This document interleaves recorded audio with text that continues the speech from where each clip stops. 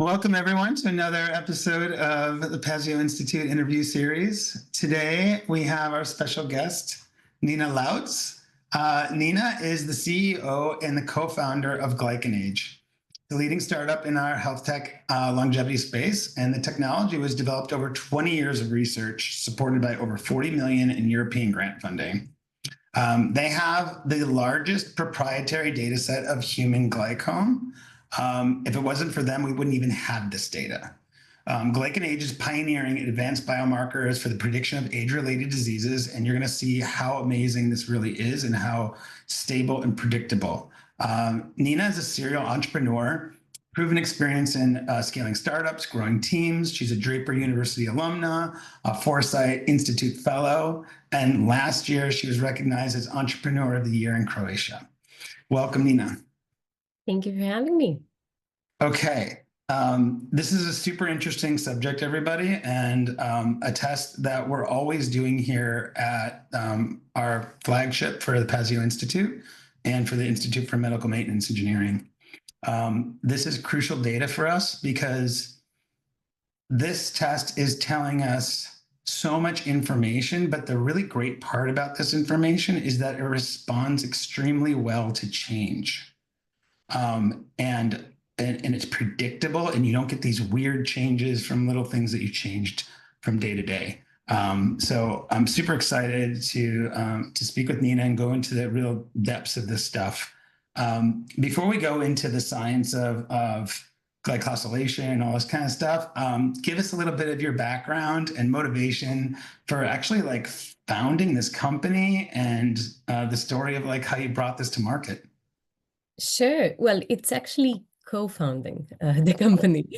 So it's all my father's the second most published glycobiologist in the world. So glycans have been his obsession for the last 3 decades.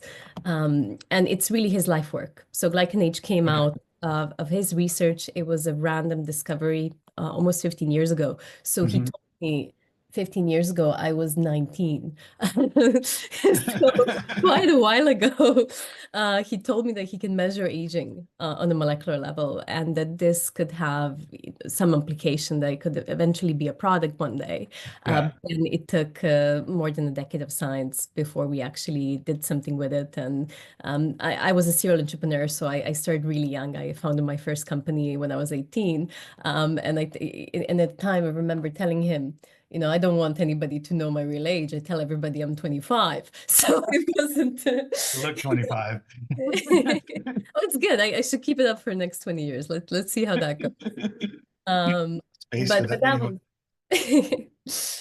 Yeah, so he pitched it to me for the last decade, and he pitched me glycans as this revolution in how we do healthcare, because we can predict things rather than wait for diagnosis. And you can think of glycans as something in between genetic influence and experience. So what happens to your biology through life? So they're a really nice way to track the effects of time on your biology. And where we see the most aging is the immune system. So really, glycan measures aging of your immune system. Awesome. Cool. So just to make it clear for people, because they hear some tests about advanced glycated end products, and this is much, much different than that. And so, people, and if you go to functional medicine doctors, you'll see like they run your A1C, they run your fructosamine, and this is like how sugars can damage like your red blood cells, or sugars can damage the circulating protein called albumin in your blood. This is much different. That's glycation. And what we're talking about today is glycosylation. And glycosylation is this really amazing thing. And it goes back into multicellular life. And we wouldn't really have multicellular life unless there was glycosylation. And Nina's going to go into this in really great detail, but it's so fundamental for life. And how we're looking at these things, they can show us like how cells can communicate with each other better and how proteins can be expressed. And then like Nina was saying earlier, one of the main things that happens to us as we age is our immune system doesn't work as well. And we also get another problem when we start having higher and higher inflammation.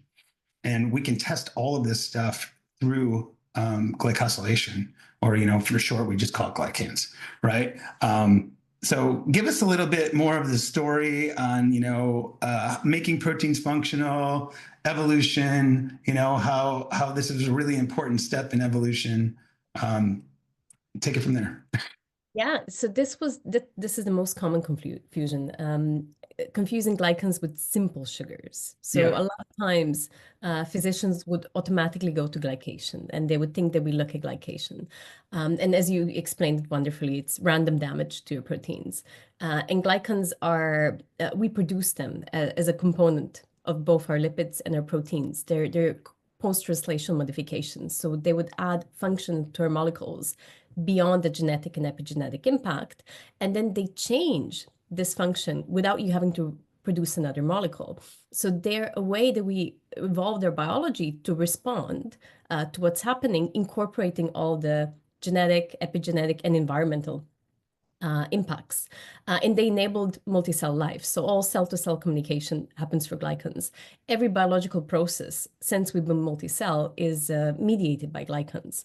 And for example, blood groups were a discovery, 150 years ago, we understood that glycans would define your blood group. So you have a specific blood group because of the glycans on your blood cells.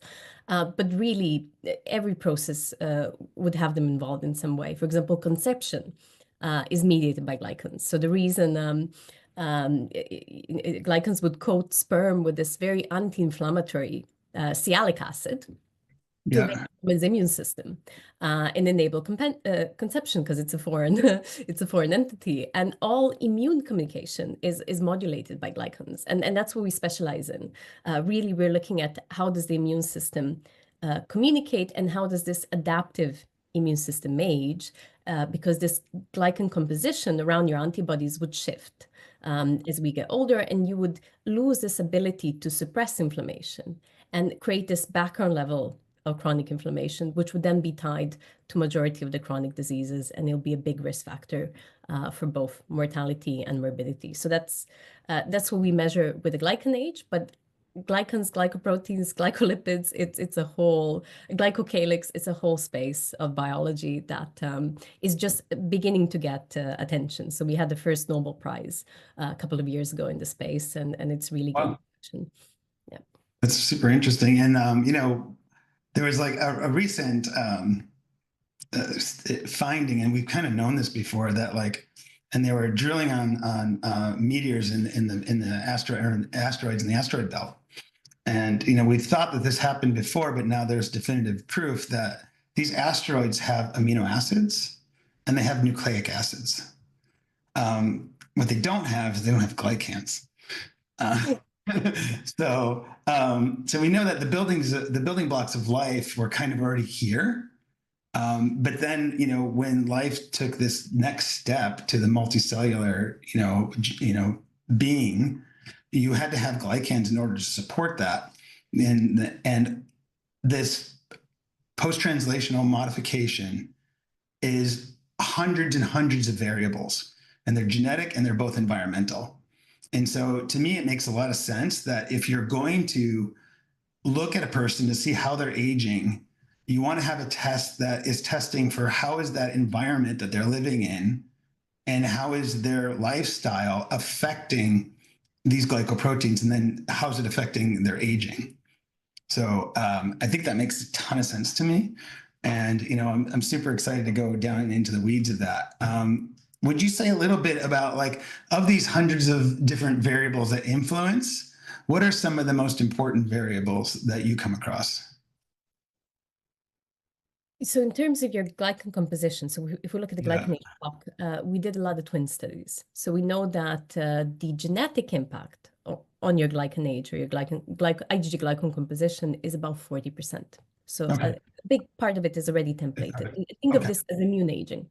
So and then 60% is environment, epigenetics, and this is the modifiable part. So it would very stably change through life. So if we track people longitudinally, on average, they age a year per year. And then you have men and women vary. So women usually age more slowly to men pre-menopause, and their immune system is more anti-inflammatory. And then Right. you have a rapid shift perimenopause to menopause, which is about a decade. So if you're asking what's the strongest impact on the glycom that we identify from a therapeutic perspective, it's estrogen. It's estrogen loss in women, which would accelerate aging, and then Mhm. estrogen replacement. So on average, these 10 years you gain, you can revert back with HRT. That's the average. Of course, some women get more, they could, age up to 30 years in some cases, and a lot of it can be mediated or repaired with introducing back estrogen. Men, they have a very linear curve. Or a straight line with aging. And also they don't lose their hormones overnight. Women, in a way, when the ovaries stop functioning, it's a cliff. In a couple of years, it's a cliff. Yeah. For men, this happens a lot more gradually. And we also see that giving men back testosterone improves their IgG glycom, chronic inflammation, and GlycanAge. And that's not because of testosterone directly, it's about testosterone's conversion to estrogen. It has to be the amount that's healthy for men. So not and this is a bit of a debate in the field. We can of course talk about it. But if you, for example, give testosterone and you block aromatase, you block it to zero, Yeah. there is no positive effect on the IgG Very glycan. interesting. So men also need estrogen, and actually men have more estrogen compared to women post-menopause if they're not replacing it. So there's a very interesting, and with estrogen, because the drug has been on the market for 50, 60 years, and you have this long-term data, if you look at women who start estrogen early, so around perimenopause to menopause, Mhm. compared to women who don't go on HRT, there's a 40% all-cause mortality reduction for the Wow. women that are on HRT. So we know that estrogen in long-term data is a longevity drug. And of course, it has to be properly prescribed, personalized. We all have different levels of hormones. So it's not it's not as simple of a fix, but it is one of the first longevity drugs that we discovered, put into practice, and now we have the long-term data to show that it is a drug that reduces mortality and morbidity. Now, beyond that, we did a lot of lifestyle intervention studies, weight loss being the first one. So we did a couple of caloric restriction studies. We did different weight loss modalities, bariatric surgery, now the GLP-1 Mhm. drugs as well. And there is a dramatic reduction of your GlycanAge with weight loss if you are overweight. So it would vary study to study, but for example, 9 months post bariatric surgery, it's 10 years in this cohort of 50 patients we had, and we're seeing something similar with weight loss drugs as well. So estrogen weight loss drugs seem to be longevity, like we are having more and more evidence that these are longevity therapies, but of course they're only applicable when you need it. So estrogen if you're, going for menopause or if you're overweight, and so forth, and they have to be personalized as well. Oh, Then we that's great to know. yeah, and there's lifestyle interventions as well. So of course, we did a lot of diet studies, exercise, sleep improvement. All of that would have a positive impact on your GlycanAge. And from lifestyle, the thing that's most dramatic that we don't have intervention studies yet because it's so hard to study Mhm. is mental health. So Ah, we did a study with PTSD, and if you're diagnosed with PTSD, on average, you're 15 years older by your wow. glycan. And we do see in case studies that this acceleration post-traumatic events, so losing a loved one, divorce, it can also be work stress. So we're just about to publish a paper with medical residents in their first year. And we actually see very rapid acceleration as they're going through the residency because it's high stress Oh, and yeah. their lifestyle is very poor, and it's the first time they're doing the job.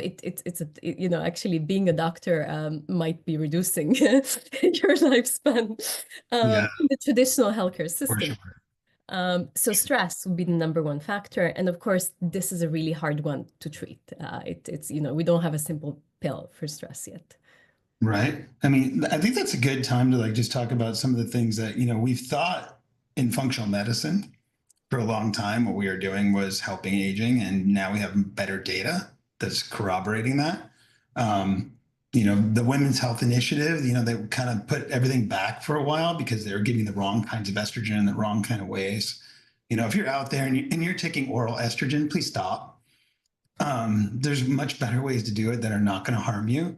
Here at the clinic, I like transdermals, transvaginals. Those are the kinds of what I like to do because I can control it better. Some people do pellets. I don't like to do pellets so often with estrogen because you can't take it out if you ever need to.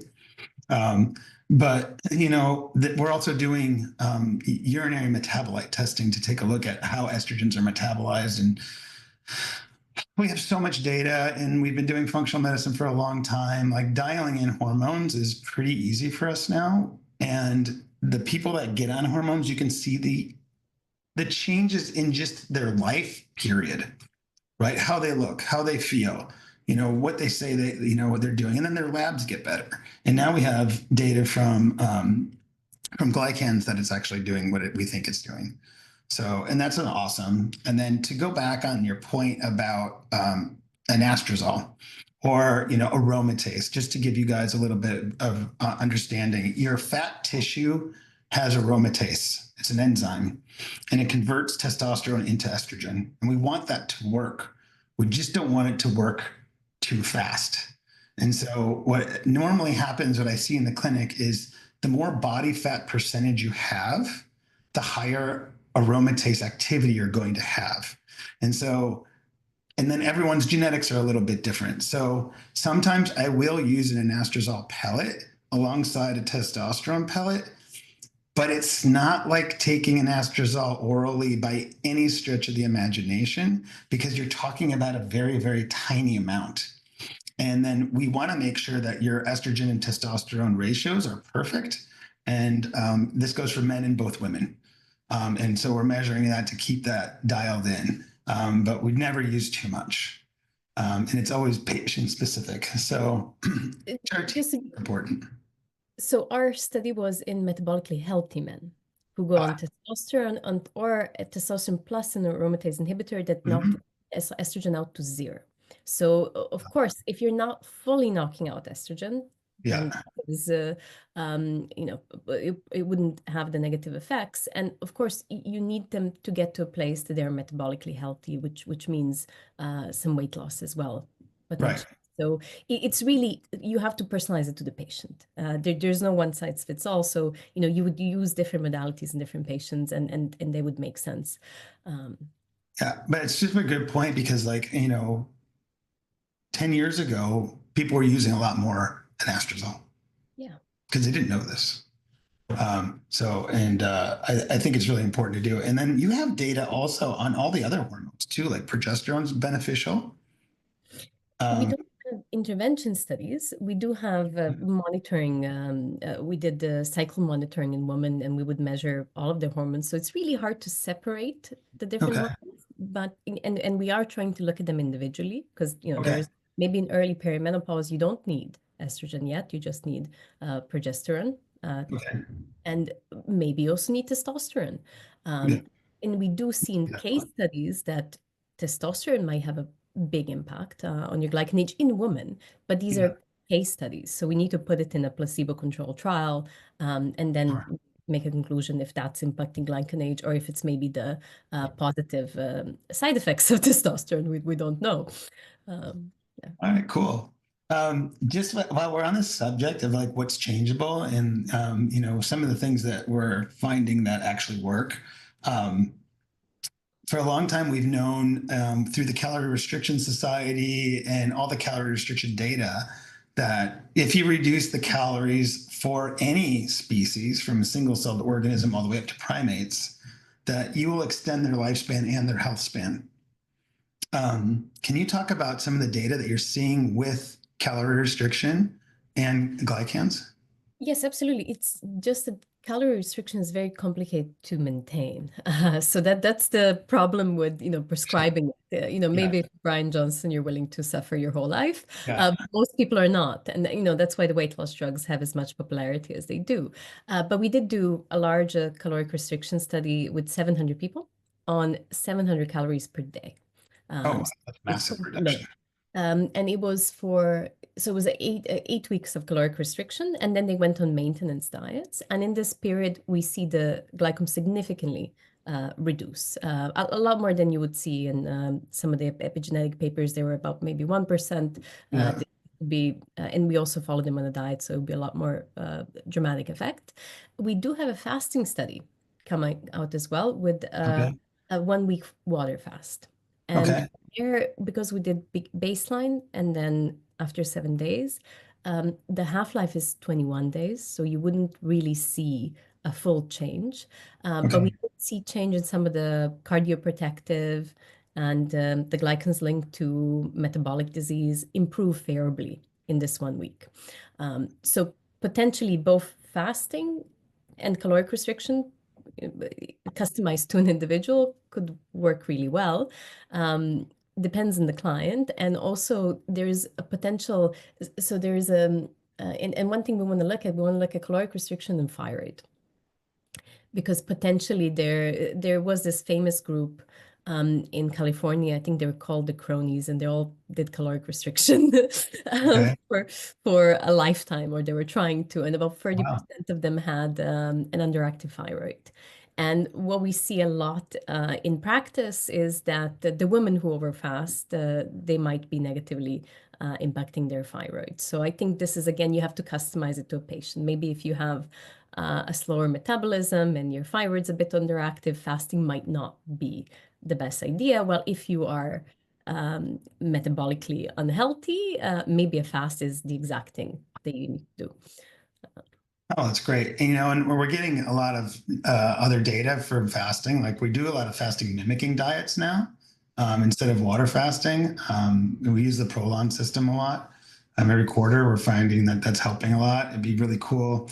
I know that the half-life of glycans isn't, not going to be affected in 5 days, but maybe we'll Yeah. see some studies with You can do a follow-up 6 to 8 weeks later, that. and then you would see the impact of the intervention.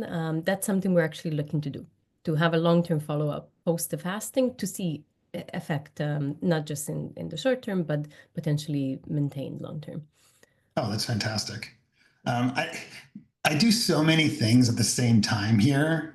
So, our case studies are a little complicated because there's so many variables we're playing with at once. And I don't want to jeopardize anyone by not giving them all these things to do. But what we do see is we see major changes in all of these labs.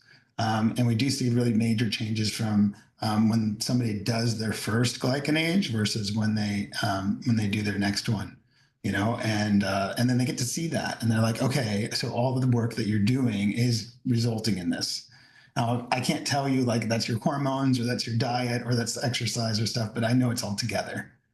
And I know that exercise is a huge component that you've looked at. Yeah. We try to get people to do some weight bearing exercises as well as some like high intensity exercises for their mitochondria. And we follow up with mitochondrial testing. Tell me a little bit about your data around exercise and glycans. So that's actually a very complex area. And we want to try and look at chronic inflammation in sports, professional sports. Okay. Something that is an area of research we want to pursue. But actually, initially, we thought that going to the gym is going to improve your glycanage. And there was this, and we did this 1,000 people going to the gym study. Yeah. They're on average 40 to 60 years old with a sedentary history. So they never really been to the gym before. And we tracked them for a year, and majority of them, their actually glycanage went up. So that was and this was almost 10 years ago, and we were very confused by Wow. the findings. We were like, okay, well, I guess gyms are not the place to go to for longevity, but it was quite conflicting with the Yeah. messaging, especially 10 years ago. The fitness industry was very held dominant in the messaging. Since then, we've learned that moderate exercise, so we did a large study with different profiles of exercising. So sedentary and mildly overweight, moderate exercisers for a long period, Mhm. people who are just going to the gym, and then professional athletes. And the people who moderately exercise and have done so for a number of years, they are the youngest. So their GlycanAge is the youngest. Mhm. And we did do intervention studies with sprint training and different types of exercise where we see both reduction in GlycanAge and the cardio risk factors, so the glycan-related cardio risk markers. So exercise is 100% beneficial. Uh, Wow. but especially as we're getting into 40s and 60s, there's already a lot of life stress that you have around, and then you're adding physical stress, and it's a lot harder to recover as we age, potentially because of this background inflammation. And it's quite easy to over-exercise. And potentially doing caloric restriction and exercise at the same time might not be as beneficial as we previously thought. So this theory Sure. that we can burn a bad diet in the gym is potentially completely false. And that's a big debate. But Yeah. one little piece of evidence we have, we did bikini fitness training in a cohort of women. And you had part of the cohort which just exercised, and you had part of the cohort which did caloric restriction, quite low calorie, and gym, like, preparing for a competition on top. And we so both get more pro-inflammatory as they compete. Obviously, they're pushing their body to a limit. And then we Sure. follow them up after 3 months. And you see a lot of other negative changing. So there is a pro-inflammatory shift across the immune system, all other markers as well. They lose bone density. They lose their cycle in that period of time. So there is a lot of other cascade negative effects. Um, when we follow them up after 3 months, the cohort that only exercised completely recovers. So they go back to their baseline and they're in a healthy baseline. The cohort that did both caloric restriction and intense exercise at the same time, they stayed pro-inflammatory 3 months after. Mhm. So potentially adding true stressors on the body, weight loss and exercise could be too much, or it could deplete your energy, kind of across the board. So exercise is a complex science, especially as we get older. And we see a lot of practices do it well, especially if they're longevity focused, because you're not looking for the short-term gains. You don't want them to, have a beach body in a month. You're actually optimizing for the long run. You want them to have muscle mass so they can move and feel great as they get into later age. And that's what you want for longevity. You're not really competing. You don't want to push your biology to a limit. And that's what we see in the moderate exercisers. Now, when you compare sedentary people who are a little bit overweight but not obese, and then professional athletes, both cohorts are equally inflamed. So Wow. I can share the paper on that, but that was a very interesting finding. And then if you looked at men and women separately, professional athletes, men and women are the most inflamed. And Mhm. that could be because we train women pro athletes same as we train men. And they potentially need, there's a lot of other factors that we don't take into account, and they often lose cycles and have a lot of negative side effects of the training. So the benefits of being a pro athlete, in terms of longevity, and this is what you see with professional athletes, their Sure. career is very short. As they get into their mid-30s, they're considered an old athlete. And a lot of times it's because of how they feel. They lose in performance, but also they don't feel great doing the sport anymore. Some of them, we do have longevity athletes, and longevity athletes are 40. That's, if you're a soccer player at 40, if you're an NFL player at 40, you are, in a way, advanced longevity athlete. Um, Yeah. but they're not the pillar of health that we see in their physique. Actually, behind that physique is a lot of inflammation that will lead to some, at least joint, but potentially other problems accelerate in their life. And that's what you want to avoid if you're training for longevity. You want to really build the muscle foundation, but not create this cascade effect that you can if you overtrain. So I can give you a case study, a very nice case study of a client. They work through one of the functional medicine practices that we work with. And of course, you get all the, how would we call it? You have the top achievers. Go to, she's a top executive, 2 kids, and then does HIIT training every single evening.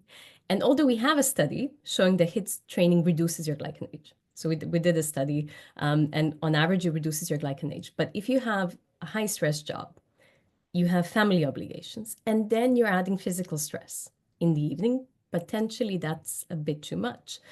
So the doctor was negotiating or bargaining with her, saying, "Well, we can't take away your kids. We can't. You don't want to lose your job. What we can do is maybe compromise in the training and change HIIT training to yoga." And she changed from HIIT to yoga every evening. She was 15 years above her age in GlycanAge, and it dropped 13 years within 12 weeks. So that was one small change, huge impact on potentially her long-term outcome. That's fantastic. And it correlates with a lot of stuff that we're seeing, like Tour de France athletes age so fast, right? And I see this with some of my athletes. Like I have a bunch of bodybuilders that I try to reel in. But they follow that same pattern that you're talking about with the high inflammation, with their calorie restriction and the really high end of exercise. And my yogis tend to be the best. Yeah. My yogis, and that's why, I studied Ashtanga yoga for many years with Richard Freeman, and I still have a yoga practice every day. I think I love a yoga practice because you're breathing, you have a good breathing practice the whole time, you're doing a meditation, you're creating intention, you're going through a range of motion, you're doing strength training, right? And it's just a whole comprehensive plan, and you're pretty much in zone 2 most of the time because you're supposed to be breathing through your nose and not puffing and grunting. So I really love that, and I love that that's correlated with your case study. Also, like you were talking about high stress. So here in the clinic and with IMME, we're really focused on getting people into coherence. And because people are like, oh yeah, I'm going to do this for stress, I'm going to do that. Like, let's test you. So in-house we have Dr. Eugenie Pabst, and she's a biofeedback specialist, PhD psychotherapy, but specializes in biofeedback. And she will hook up the electrodes to people, and they will see their cardiac output and they will see their breathing on the screen. And she will help them modulate their breath until they reach coherence. And then they just feel their body kind of just settle. And once they learn how to do that, they can learn how to do that by themselves without seeing the screen. They kind of graduate. She doesn't let them see the screen anymore. And then they're able to just, lower themselves down. Everyone's talking about vagus nerve stuff, but that's really how you affect your vagus nerve, is learning how to get into coherence. And the people that are having really hard times, like you were talking about, the people with post-traumatic stress, it doesn't work with everybody, but I've been doing ketamine psychotherapy for about 10 years. And it's not like these ketamine clinics that you go to where they just hook you up with ketamine and they leave you in a room at Netflix. Please don't go to those places. This is more like you create your intention, you create your suggestions, you do a lot of homework. Then we come here, we do a deep dive, we do it on an IV. I do it one-on-one, I'm guiding you. And then we do a decompression, we go over it, and then a week later we do integration. In that way, it really does help people move through things, and it helps them rewire their brain and let go of trauma. So I do like that. There's other ways to go about it, but it's something here that we've really found is really beneficial.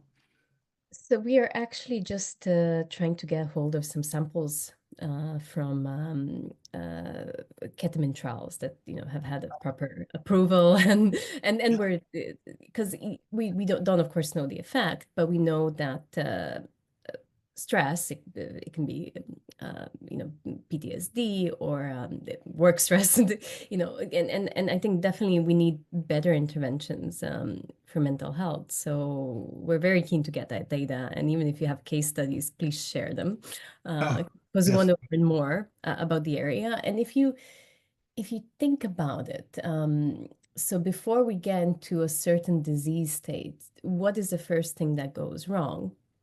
It's probably the stress response. So it's being stuck in fight or flight.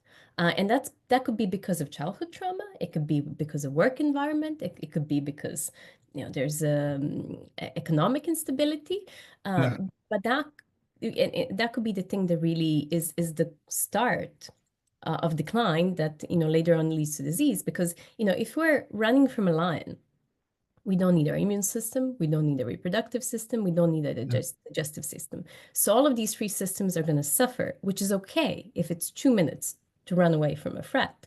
But if we live in that state, then all of these systems through time are going to accumulate damage and lead to predominantly, like all of the problems we deal with now, digestive, reproductive, immune, or chronic inflammation. So the cause of everything going wrong could be in our mind or in the stress response. And modulating that before you get to a disease state could be really the longevity intervention for the youth in a way. It's so interesting. Before we go into something else, I just wanted to throw in one more thing. Like one of the things that I go through and people come through, and we have this spreadsheet of things that people want to do to change their life. And I really focus on spirit. And the word spirit is just so overused and it doesn't mean anything anymore. So I want to kind of define it. And I say, like, if you found somebody with a really strong spirit, right, an indomitable spirit, and you tell that person, like, something happened to your mom or something happened to your child, or you have stage 4 cancer or whatever it is, if that person has an indomitable spirit, nothing changes, right? They're not moved. Like, they'll take in your information and they're going to process it and they're going to act accordingly, but they're not going to like break down and they're not going to go into a high stress situation. Like, and if you think about it, it's like all these, saints or like people that we think about, from religion and things like that, or just even living saints, that we know of, that they're like that. And you're not born like that. You have to have a spiritual practice that leads you up to that. And, I find that like yoga and Tai Chi and these types of things, or, in Buddhist practice and meditations, they're preparing you. And a good yoga teacher will tell you, like, oh, yeah, that mat, you're not doing yoga, you're practicing. You're practicing staying calm, dealing with uncomfortability that you want to get off the mat, right? You're doing all this stuff. You're staying calm, you're breathing, you're learning how to do yoga. But then yoga is off the mat. When your job's doing this and your friends are saying that and your children are doing that, or you have a disease or whatever it is, and it's how you live. So for me at the clinic, and I see it with all these patients, the people that have the higher quality spirit, the more indomitable their spirit is, the better they do, period. So Yeah. do whatever you can to strengthen your spirit. And if your spirit's weakened, practice more, right? I think it was either the Buddha or the Dalai Lama. It's like, when you're doing well, meditate like a half an hour a day. When you're not doing well, meditate 2 hours a day. Right. And it's exactly the opposite of what people do, because when they're really stressed, they just throw all their practice out the window. They stop doing yoga, they stop exercising, they stop eating really well. And it's like they're just making everything worse. Yeah, it's a hard one because it's Yeah. getting evidence, because of course this is kind of ancient evidence that's Yeah. accumulated over thousands of years that the West hasn't really accepted because there's no placebo-controlled trial on your, meditation practice. Right.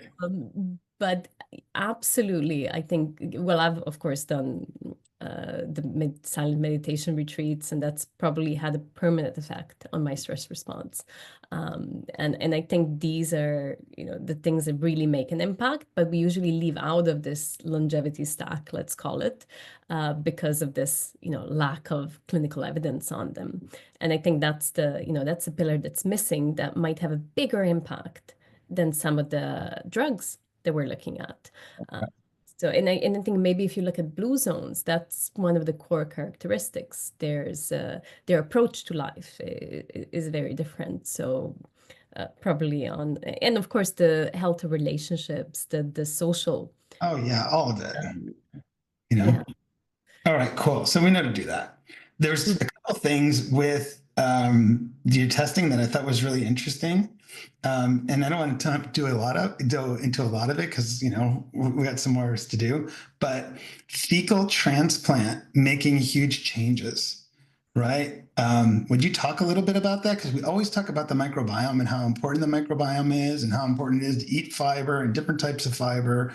Feed the microbiome. So So give us. we did absolutely. Now, these are all very developing research, and we did a study with colitis patients Yeah. and transplants of healthy donors, their microbiota into sick patients, and we did see their glycans dramatically shift to be more anti-inflammatory and anti-aging. Now, this was 10 people. So again, if you ask our scientists, they'll be like, we need at least 50 or 100, and then we need to replicate a few times. But modulating the microbiome definitely has an impact on the glycome. And that's an area that you can have quite simple interventions where you just optimize for a high fiber Right. diet and for locally sourced,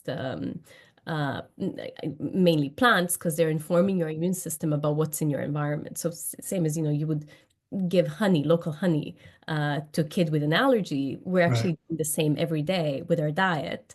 When we're eating locally, we're kind of informing our immune system of what's out there. We see this in case studies. We've had a number of people try the 30 different plants a week diet and dramatically impact their glycanage. So 5, 6 years within 12 weeks. But again, we need to do some good trials on it. And not everybody, you have to have an indication to do a microbiota transplant. It's not something you would do. Yeah.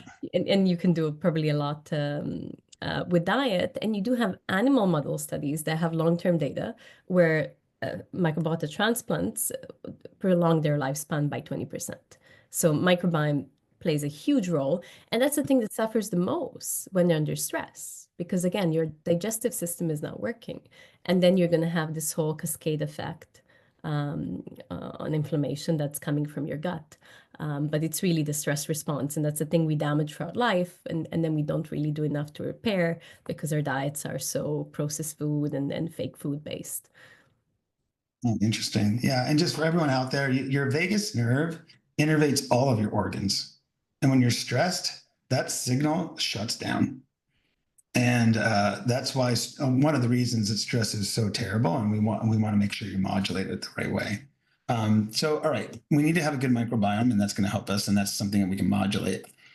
Um, Here at the clinic, we really focus on senolytics at the high end. It's like we have this tier effect. It's like, okay, let's work on your lifestyle and your diet, and then let's get your hormones replaced, and let's work on inflammation and supplements that you need. And then at the higher end, it's like, okay, you have these senolytic cells. For you guys out there, senolytic cells are just kind of like these rogue cells that don't listen to signaling anymore. They go their own way. And the older you get, the higher their populations become. And they release these really nasty enzymes that degrade things around them. They cause a lot of inflammation. They can actually potentially cause cancer. We want to lower their populations. So fasting can help with that. And then we use things called rapalogs, which rapamycin is one of them. And we use some oncology drugs like dasatinib to kill some of these things off. And we use metformin, which is a senolytic and also what's called a senomorphic. So senomorphics keep these cells from becoming senolytic. And I know that you have a lot of data on metformin. I don't know how much data you have on the rest of all that stuff, but would you talk about like what you know about metformin, because it's a staple here? So we're doing some supplement research with analytics, but we don't have any results and it's all blinded, so we won't know Okay. until we get to the end of it. And fasting is definitely related to that. So that's really what happens. You're cleaning up all the dead cells when you're in Yeah. a fasted state. And one other fear we have with fasting is that because you're not eating food in your gut, you also have glycans coating the lining. And what you're potentially doing is feeding the bacteria you like with your own glycans. in the lining of the gut. So that's another theory we have on why glycans in gut would be related, and it's this kind of cleanup process. Metformin is a complicated one, and I think with every drug it goes back to personalization. It's not going to work for everyone. And that's the complicated side. So the first positive data we saw was one of our collaborating scientists, Tim Spector. He does a lot of research on microbiome. He's probably he's one of the top 100 published scientists in the world. And he went on metformin because of David Sinclair's advocacy model. So, and we tracked his GlycanAge for 5-6 years by that point. And he started metformin, knocked him down 10 years. And then we followed him for 4 or 5 years afterwards, and he's still these 10 years younger since he's been on metformin. Then our scientists tried it. So my dad, no effect on his GlycanAge. So of course, he wants to do robust science. So he was like, okay, let's get hold of a placebo-controlled trial. And we got hold of a placebo-controlled trial, and this one was both metformin, testosterone, or metformin and testosterone combined. We had a previous trial showing the positive effects of testosterone as long as you don't knock out estrogen to zero. Completely. And we saw that in the testosterone arm, predictable positive effect on GlycanAge. In the metformin and testosterone arm, predictable positive effect or positive effect on GlycanAge. And in the metformin alone arm, there was, I think, about 10 patients. I think the overall was 40, and only one patient went down 10, 15 years. Without the testosterone. Now, these are overweight, healthy individuals. They're not diabetic. They have no known glucose control problem. And what we believe is that this this is basically people who are at risk of that, which is a big cohort of people, will have the benefits. We did a study with diabetics on metformin, and we see about 50% of them reduce their GlycanAge on metformin. So I think this goes down to personalization. So, if you have menopause, estrogen is the right intervention. If you're overweight, maybe the weight loss drugs is the right longevity intervention for you. If you have a diabetes risk or early dysregulate, like you would spike up in glucose post a high carb meal, maybe then metformin is the right longevity intervention for you. But there are potentially some side effects as well, because it does lower testosterone. And actually, this combination of testosterone and metformin is great, because then you mitigate some of these negative effects. And it can have impact on the gut. So there's some side effects that would be common. And it does hinder muscle growth, which, again, there's a debate on, is this beneficial or not? But I think there's not going to be a one size fits all longevity intervention. And metformin will be for a cohort of patients, but not really for everyone. And if you're diabetic, we know it's good. So definitely lower your GlycanAge if you're diabetic, and then a smaller proportion of healthy people will also have a benefit from it as well. Yeah, that's great to know. And the whole idea of medical maintenance engineering here is that we're checking all these things and replacing things to be at the optimal levels. So we'll know whether things are working for you or not, and we'll be able to adjust for that. Just like, the people on calorie restriction, sometimes they have trouble with thyroid, but it's really easy to balance somebody's thyroid. And it's really easy to balance people's hormones. And, now that we're getting all this data back, we can see, what's beneficial and what's not. Do you guys have any future studies into the rapalogs? So that's a complicated one, and I think we can't talk about it because we haven't published on this yet. That's okay. We did do a study, but the problem with the study was they were not using the right type of drug. So we don't have a good trial on it. The trial we did was not the best trial in terms of bioavailability of the drug, which is the same. They only found out at the end. You probably know which study by this point. We're finding out Aubrey DeGray works with us, and he was sharing his absorption of rapamycin with us, that if it's not micronized, you're not going to get good absorption. So there's a lot of people out there that are taking non-micronized rapamycin. It just simply doesn't absorb. I like to get some levels in the blood so I can see what's going on. And we used a micronized form, so we're getting some pretty good results. We would love to see the before and after GlycanAge data, even if it's For case sure. studies. And there's this rapamycin community, and we had some patients report their data. And what we saw is their baseline GlycanAge was very good, and they're already on Yeah, rapamycin. But when they go high dose, their GlycanAge actually went up. And this is one patient. yeah. Uh, so I No, but think, it's happening, yeah. for So sure. dosing is a big factor. Dosing is huge. We only do it like once a week. We also cycle it every quarter, so they're not on it continuously.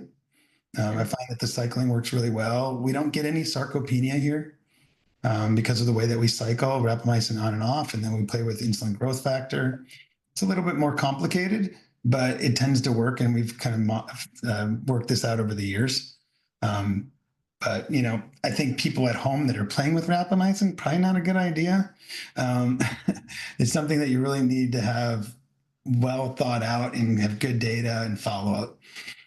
But if you're meeting all those objectives at the bottom with lifestyle and hormones and supplements and all that and stress, then go somewhere where they're doing age reversal, and you can really get a lot of benefit from it. All right, cool. Let's talk about, just because we don't have that much time left. What are You got these epigenetic tests, and there's a million of these clocks out there, right? As far as I know, there's only one glycan test. There is only one glycan test so far.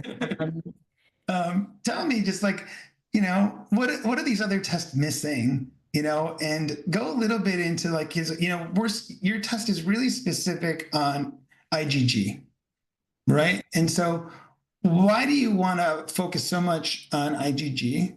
What is IgG really telling you? And what are these other tests missing? So lots to unpack there. All right. We did do large multi-omic studies that have all Yeah. the molecular traits you can measure in a human today. So all the epigenome, proteome, metabolome, absolutely everything. We did this one actually with Wade Cornell in Doha. And then they looked at what are the strongest associations with age. And there were 20 strongest associations with age. 9 of these were glycans, predominantly glycans and IgG, and there was a few IgA glycans. So glycans on IgG really modulate this immune regulation of the inflammation process, to suppress activating inflammation. And what we lose is this capacity to downregulate inflammation. So a little bit like an gentle autoimmune disease accumulating with age. But it seems to be, one of the strongest connections to aging that we have. A majority of the others, so the 11 other strongest associations with age, were hormones. So, if we look at the multi-omic Yeah. Yeah. Yeah. association, that's that. Now, in the aging clock space, originally we had telomeres. That was the first theory of how we might be able to measure aging. And then we learned that telomeres are great for aging of a single cell, but we have trillions of cells, and all of them have different ages, and they're not very good for systemic aging. Then you have the systemic level aging clocks, and this was 13 years ago, going back. So Steve Horvitz's first aging clock was published on the 10th of December 2013. And the first GlycanAge clock was published on the 10th of December 2014. So we are equally old as clocks, and we're the first systemic level aging clocks that were identified. And we actually held a conference a few years ago on the 10th anniversary of aging clocks with Steve Horvitz. And if you're doing science, you want to do both. So Yeah. because we haven't yet agreed on what aging is. So we're finding these biomarkers, which are, candidates to measure aging, but aging might not be one thing. And actually, and everybody goes after their theory. So everybody's, it's inflammaging, it's Sure. genetic changes, it's mitochondria, it's everything. And we have these 12 hallmarks of aging, and we're constantly extending them as well. We haven't identified everything. But two of the main competing theories now is aging a program? Because in every species, we can measure an epigenetic clock, and all of them have a little bit of a set program. So is there a program to 120? Is that it? Could we be healthy all until 120, and then we're just going to shut down like a, video game or something. Nobody Yeah. knows. And that's where you have the whole epigenetic reprogramming space. And that's really Steve's domain. Sure. Our theory is more damage. It's damage throughout life. So it's how you live, your genetics plus meet environment plus everything that happens to you. And in this case, it's immune damage that accumulates. So you have to look after it your whole life. It's not a fixed thing. And you might have a bad year, you might have a good year, which makes a lot of sense. And especially when it, comes to the immune system, because, you can make yourself ill in very few years by, putting yourself in a very high stress situation and so forth. So what might happen in the end is that aging is both. We have a fixed program, which goes to 120. So if we want to go to 2000, we might need to reprogram ourselves. Of And we course. can have the damage accumulation that we have to look after. Otherwise, no matter how long our program goes, we're going to go down at 70, 90, whatever it is, because of this accumulation of damage. So that's the theory side. Now, Okay. the Great. measurement side, the real complexity is that these tools were developed for science, not for clinical application. And in the epigenetic space, you have a lot of labs. Because of the Illumina array, you have thousands of labs around the world doing epigenetic analysis. And every year there's a new epigenetic clock, and there's 15 different epigenetic clocks. And there's a epigenetic clock to predict mortality. There's one to, predict disease. There's one to predict the routine clinical test of age and so forth and so forth. The fact that there's so many of them shows us that we haven't found the one. And we are still scientifically looking for the one. And the main complexity when you go to this application to an individual patient is the measurement error. So if you're doing science on the level of a cohort, you can find very interesting findings. Well, if you're measuring a patient, the average variability is from 4 to 10 years. So if you do an epigenetic age 5 times in a day, you're going to have 5 different ages.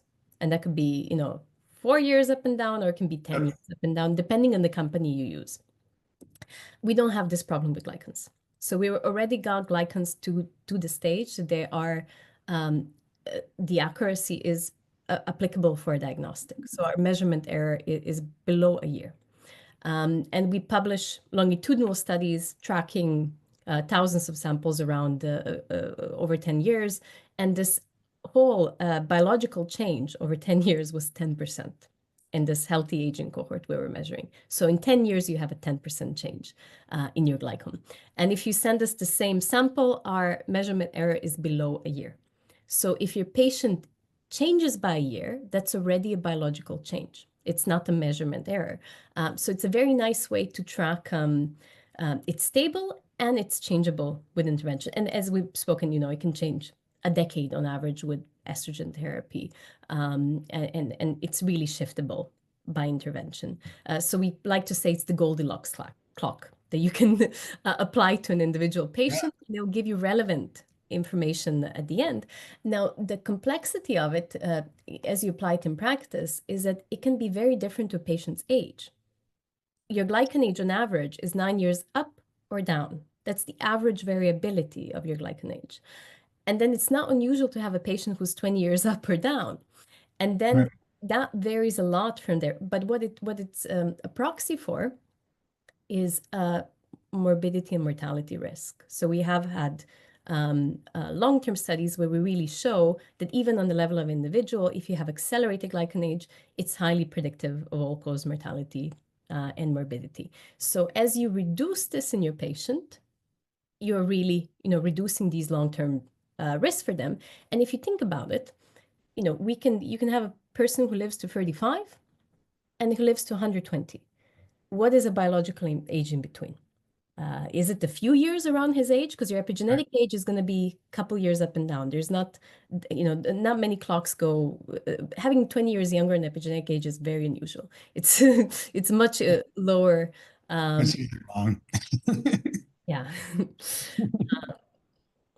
Yeah. Cool. All right. So we can predict disease in advance. I think I've heard you speak before that you can predict disease 10 years before it actually happens. and that you can predict somewhere around, and the last time I heard you was like around 72 different diseases and conditions you can see in the test. Yeah, you're talking about the review paper of the, because you asked about IgG glycan. Yep. And all the diseases that were studied in 70, and that's actually in majority of diseases, we would see Yeah. your IgG glycan change in a specific way. And then we had data, so we accumulated over 250,000 samples from different clinical trials and biobanks over the last 2 decades. And in many of these, you have longitudinal data where you have a patient who's healthy, and then you have a clinical follow-up a few decades down the line. And then we would look at these glycan signatures because they're like a language around your antibodies. And how, if a certain signature, how predictive is it of a diagnosis in the future? And for example, with cardiovascular disease, we see this certain glycan profile change 8.3 years before a heart attack or a stroke. Wow. When we look at insulin resistance, there's a certain glycan pattern. We see this change 7 years ahead of clinical biomarkers to indicate that that you've developed insulin resistance. So you really have this, for rheumatoid arthritis, it's 10 years before you get symptoms and a diagnosis. So there really this marker in between where there's a part that's genetic, it's showing you risk in the future, but you have up to a decade to do prevention in the case of a patient or a client. So this window of opportunity is really where we want to practice healthcare and medicine. Yeah. And glycans are a unique biomarker here where you're measuring that through functional molecules that regulate inflammation, a process that we know is connected to disease. And in a way, we're decoding where is inflammation coming from and where might it go in 10 years' time. So it's, you can call it a sophisticated inflammatory biomarker. One last thing before I want to wrap up is we focus a lot on the thymus gland. You guys, there's the thymus gland's underneath here, and it's really big when you're a child, and then it shrinks as you get older, and it's really regulates your immune system, the graduation of immune cells. And as you get older and older, it gets smaller and smaller, and it becomes more fatty. We can see it in the MRI, not great images, but in the full body MRI that we do every year, we can see this, and we try to track it. And there's a trial called the TRIM trial, and then there was TRIM 2. We use a lot of those things to try to help your thymus stay working well. Do you have any data around thymus activity and glycans? We don't. We actually asked for some samples from the original trial, but apparently they got lost or they couldn't store them. So we're waiting for the next one. We're gonna again try to get hold of some samples. They are using interventions that we see work in practice. So growth hormone, we do see a lot of the hormone optimization clinics, it will be part of the protocol and see good GlycanAges in their practice. And metformin, we know that has an effect on certain individuals. So we would expect to see something. I hope we get some samples, and then I can let you know definitively. Awesome. Cool. And I'm happy to share data with you. Like we're using metformin, we're using DHEA. I don't use growth hormone directly. I do measure circulating growth hormone, and then we cycle it. Unlike kind of what they're doing in the trial, where they're just keeping them on it continuously, because I find that like high dose growth hormone is going to increase senolytics. And, in that whole drive, like we try to keep people on, there's an amino acid called methionine, and it makes you grow fast. So we try to get methionine restriction, so we can lower mTOR and lower your growth rate. And I don't like a lot of growth hormone. I like growth hormone releasing hormones and growth hormone releasing peptides better. And I like to cycle it every quarter for a short period of time so that we don't have these long-term effects. So I'm happy to share data with you so we can kind of take a look at it. But what we're seeing so far is really beneficial.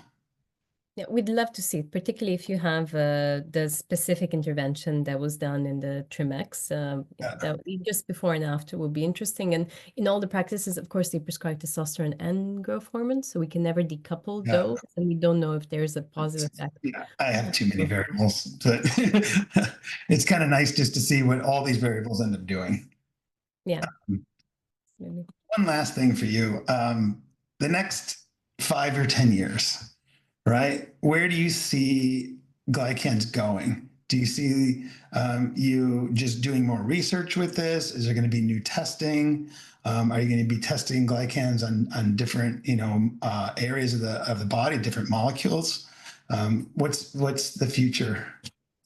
So we of course have the Human Glycan project that was co-founded by my father almost a decade ago now, and that's Oh, so yeah, that project is moving the science along. And there's of course we want to look at as many glycoproteins as possible, so glycolipids, and kind of decode the human glycome. Which hasn't been done before. We've done so there. He would say that if analyzing human genome is like going to the moon, analyzing the human glycome is like going to Mars, and that's the scientific mission of it. Alongside the scientific mission, we are really bringing this to the clinic. So we've gone through the regulatory processes, US and Europe, and we're going towards routine diagnostics, focusing on cardiovascular disease. So that's a key area where we really developed the science, and we went from retrospective to prospective randomized control trials, showing that by looking at your glycome, you get a lot more additional information on risk in an individual, twofold increased risk of heart attack or stroke. So that's a biomarker where we're going to bring into diagnostics. And another one we're looking at is for menopause. We could identify when estrogen drops while you're still cycling. Because in this perimenopause phase, potentially first use, it happens different in different women, but use progesterone, and then estrogen drops in a certain moment and you need it replaced. But menopause is a retrospective diagnosis. So you have to wait a year plus a day that you haven't had a cycle, and then you're officially menopausal. And that's what on the routine prescription, it says post-menopause. So you have a big proportion of women that suffer these symptoms, and it's up to 100 different symptoms. When estrogen, and usually they go in with sleep problems, with mood changes, and again, antidepressant, they get a sleeping pill, they don't get estrogen. yeah, Being able to identify when they need estrogen, and then also help optimize the dose, which will give them the best long-term outcome, is something we're again pushing towards the clinic. But this could be applied, you mentioned that paper. It could be a diagnostic for 100 different things. One yeah. day where you're looking at, one type of biomarker, you could do it at home, and it's a multi-disease screening platform. So that's the long game, and it's not going to happen overnight. And there'll be a few indications that get adopted early, and then we'll have to work towards the long run. Fantastic. Your test fits all the criteria for maintenance engineering. So we're really focused on medical maintenance engineering, and at the forefront of that is eliminating what we call single points of failure. And that's what engineers focus on a lot. And you're talking about cardiovascular disease in the Western world is the number one killer. And so we run a bunch of different tests on that. But being able to see that you're causing harm that's not going to be seen physically for another 10 years is so important, and that we can see this and then we can take action. So, you're helping reduce single points of failure by this single test. And, it's not even an expensive test. So it's so worthwhile. We love having it here in our arsenal, and I use it all the time, and it's just a fantastic tool. We're so happy that you and your father have created this and collaborate with us. So, and I'm so grateful that you came on and shared all your knowledge with us. And I know you have so much more. Nina is speaking at the Unicorn Conference in Portugal this year. I'll also be speaking there. Look her up. She's got lots of great lectures you can follow. Go to the GlycanAge webpage, learn more about all about the test. You can get the test from us here at Pazio Institute. There's a lot of, if you go to a functional medicine doctor, pressure them to get the test and that they should be carrying it. There's just great insight that you can have that will help improve the quality of your life. Any other things that you want to tell everyone before we wrap up? I think you covered a lot of it. So I really appreciate the deep dive. That was great. You know, most of the time at the beginning we're just explaining glycation, glycosylation, and you did that for us really well. So we really appreciate the knowledge, the deep dive, and yeah, sharing your experience with it. And it's Um, great to actually, you know, have impact because, you know, this was you know, just science for decades, and it was kind of a dream that my dad was talking about. And, you know, now you see impact on real people, which is amazing. Fantastic. Well, thank you so much for coming here. Hope to have you back in the future. I would love to. Thank you very much. Thank All you for right. the Thanks. Bye bye.